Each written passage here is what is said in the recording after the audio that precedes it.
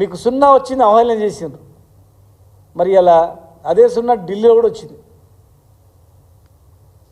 మీ అబద్ధపు హామీలతో ప్రజలు ఏదో చేస్తారని ఓటేసినంత మాత్రాన ఇలా మీరు మీ పార్టీ మీ విధానం చూసి వేసిన అనుకుండొచ్చు. మీ హామీలను చూసి మోసపోయి వేసిండ్రు. ఇవాళ మేము డిమాండ్ చేస్తూ ఉన్నాం, మీకు ₹1 ఖర్చు కాంది. హోంగార్డులను మీరు పర్మనెంట్ చేస్తాం, హోంగార్డులందరినీ అధికారంలో వచ్చిన వెంటనే మిమ్మల్ని పర్మనెంట్ చేస్తామన్నారు. మీకు ₹1 ఖర్చు కానటువంటి అంశం ఇది. హోంగార్డులను వెంటనే వాళ్ళని రెగ్యులరైజ్ చేయాలి. మేము వేసే వాళ్ళకి చేసినాం, వాళ్ళకు లాస్ట్ కమిటీ కూడా వేసినాం. మరి మీరు చేస్తామన్నది చేయాలి. ₹10 పెంచి ప్రతిరోజు ₹921 ఉంటే ఒక ₹60-70 పెంచి 1000 పెంచినామని చెప్పాను. మోసం చేసారు. ₹1000 పెంచినామని, ₹70 పెంచినామని చెప్పలే, ₹69 పెంచినామని చెప్పలే, ₹1000 పెంచినామని చెప్పాను.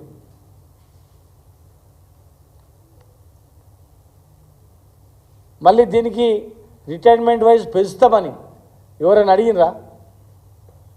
పెంచమని ఎవరైనా అడిగినరా? ఎక్కడ డిమాండ్ ఉందా?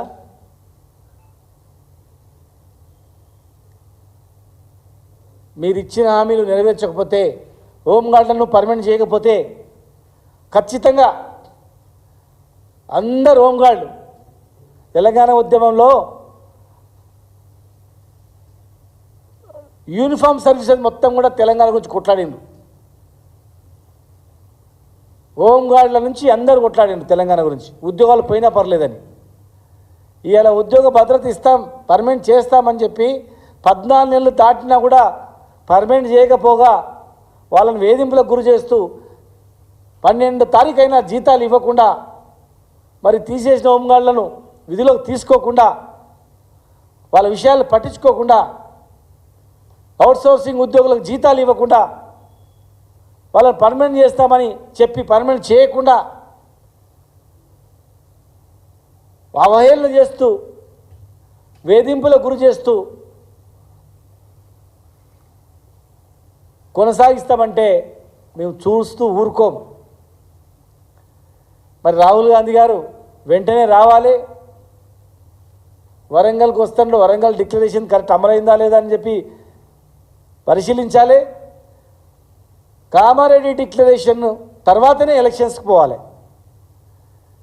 42% రిజర్వేషన్ కంప్లీట్ చేసే రిజర్వేషన్ ఇవ్వాలి తప్ప 42% టికెట్లు ఇస్తామంటే కుదరదు. అది ఎవరు అడగలే.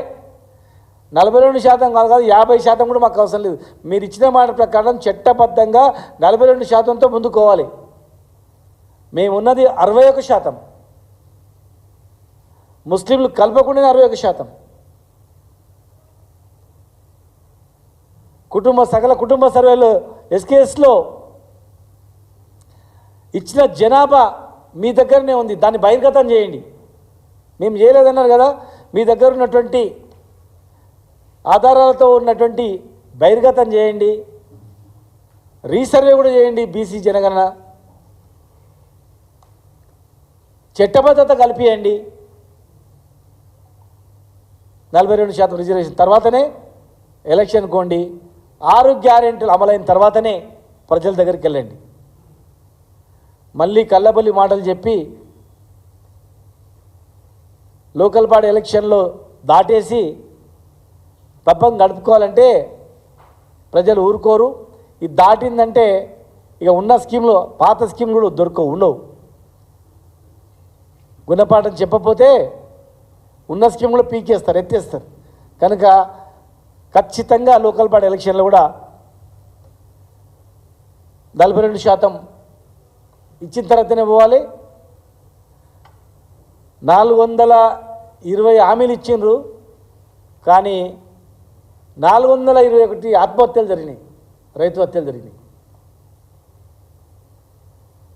హామీకి ఒకరు రైతు చనిపోయింది లెక్కల.